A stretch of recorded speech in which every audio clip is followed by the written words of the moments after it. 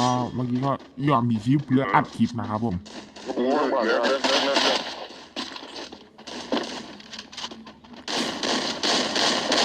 ลูกเต็มลูกแคนแล้วครับผมก็หดกว่าหัวแคนอยู่แล้วนะ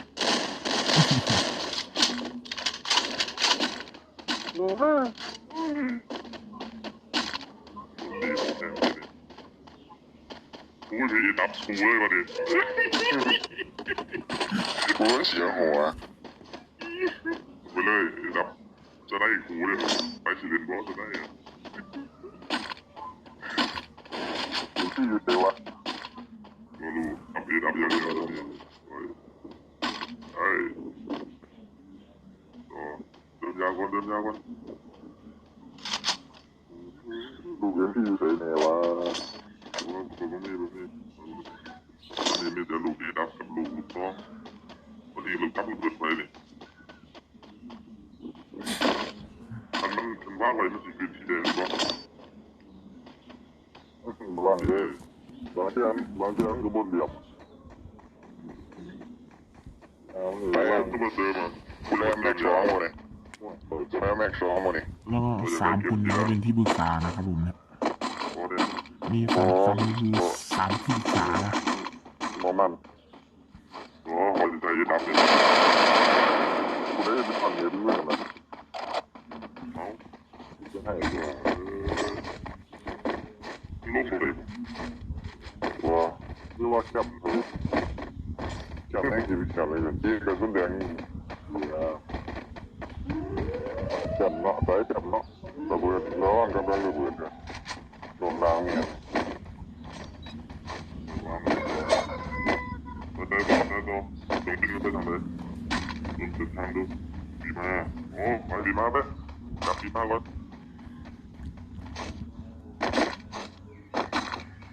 ที่ห้าคือหมดเลยยิงเนาะเลยถือเอสตุ๊กตาถือที่ดับหัวเอาเลย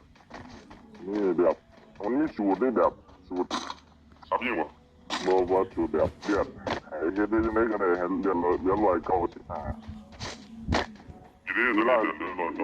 เวลาสิบวกเขาจะเอาพันยาแบบไปบวกเลยเดือดมันสิเด้งทำจริงได้ยาก็มีเดี๋ยวมันสิเด้งขึ้น50หน่วยกินไปก่อนต้องรอสิบก่อน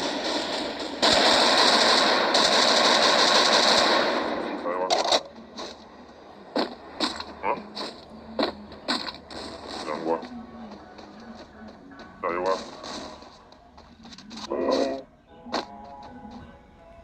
กูบอกกาวเลยสุกี้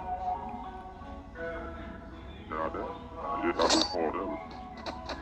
ยังไงพูดเดียวเลยนะน้องเรียนมาคือน่าเป็นเชื่อวะแน่ๆเราเรียนคือว่าใส่เจ้านี่วิ่งเจ้าไปมั้งว่าโอ้ยตอนกินเน็ตเป็นยังอยู่เปล่าโอเคตอนนั้นนึกว่าไปจับเดี๋ยว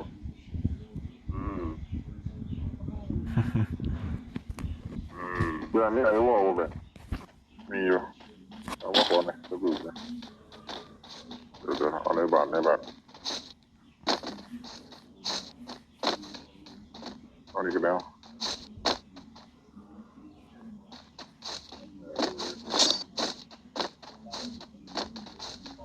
คือดับไปเพื่อร้องเลยคือดับมาต้องอยู่มองสูงแล้วเนาะ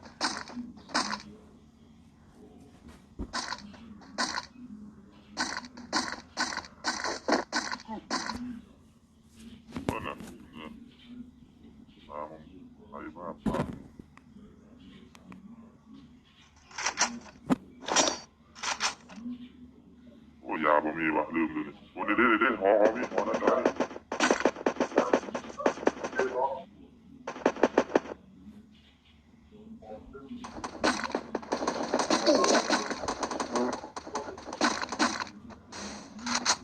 เกี่ยวเสียกูแม่เฝ้าตบเลย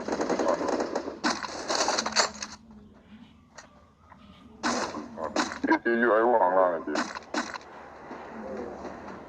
โอ้ได้มา เยอะเลย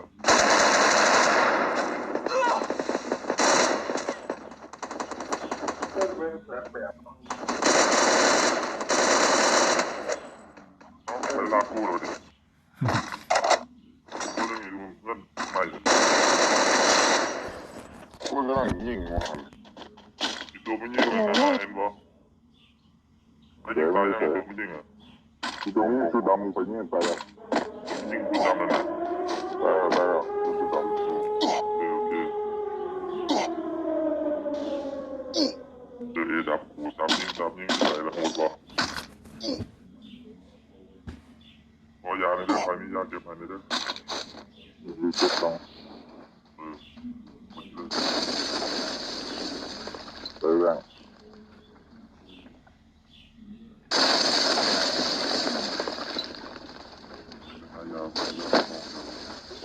ยังมาอ่านหน่อยอย่างเป็นโซนเลยไปมีกล้องต่อบ่มืดเลยเดี๋ยวดับสองกระบอกแล้วพ่อลูกนี่รับอยู่อันนั้นเรื่องบอกเจ็บโอ้ยสำนีก็ร้ายแล้ว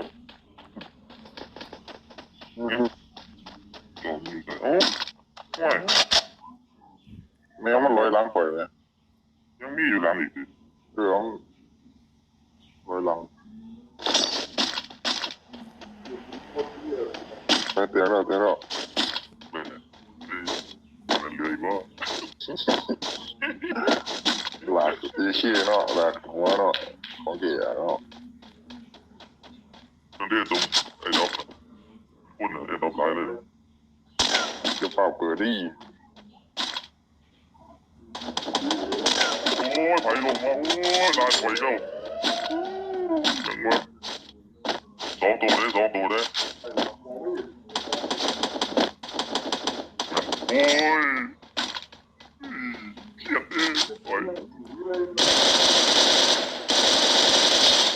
ดูนะเบิดเลยโอ้ยยิงมันเจ็บเนี่ยดีเดี๋ยวมาเดี๋ยวไปที่ดับตอนตัวแรกอะมียังวะโอ้ยไอ้ว่ามันจะมาอะไรอ่ะจะบอกไอ้ว่าอยู่ทางเฮดอปนี่เรื่องเดียวกันแล้วเก็บยังบุเอาว่าน้ำข่อยไอ้ว่าอยู่สิกูไม่เห็นไอ้ว่าตั้งเคยอยู่โอ้ยว้าวเนี่ยนั่งกันเลยเอาเลยเอาเก็บเสียงวะเอาเก็บเสียงนะเราตายคนยินก็ใครก็ดับจริงเขาสิบหัวเข้ามาจะตามตามเลยหาวเลยเอาดุงตีห้องก้อนเดียวบุญดีที่บุญกินอยู่บุญดีเรื่องฝ่าบุญเรื่องบุญเรื่องฝ่าเรื่องเป็นอะไรจะเป็นอะไรเลย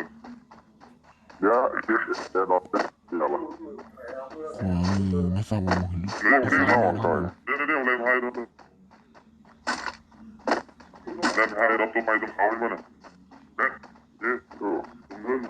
ยังมองคนไม่เห็นอะไรวะรอบจังหวะนี้อาประเทศจะมองเห็นลืมมากเลยนะผมเรื่องพวกหาเลยขึ้นไปเขาแล้วตัวเดียวเลย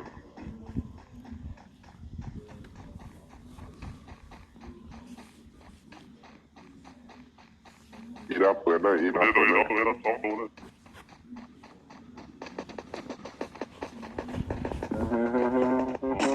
ลมนึงหลัง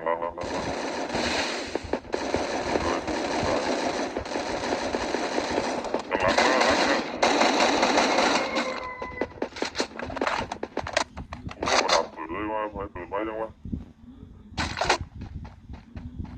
ต้องรับยิงตายยังหลังมึงเลยวะหลังมาทั้งหลังเนี่ยมาจะทำแบบกูจะนกมาเลยบอกข้างหลังตายตัวหนึ่งเดี๋ยวเปล่ายิงเลิกกันเดี๋ยวข่อยยิงไปแต่เราคน เขามันจะไปมันจะไปมันแต่ต้องได้ไล่ไอ้วอลได้ไล่ได้ละ ก็น่าจะครับทุกคน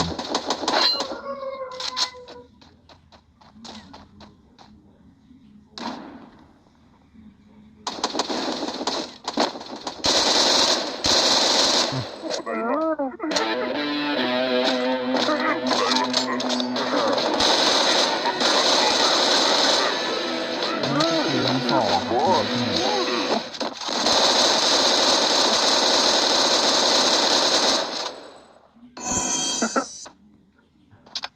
หมดกูเด็กกี่นี่นะสุกรคนดี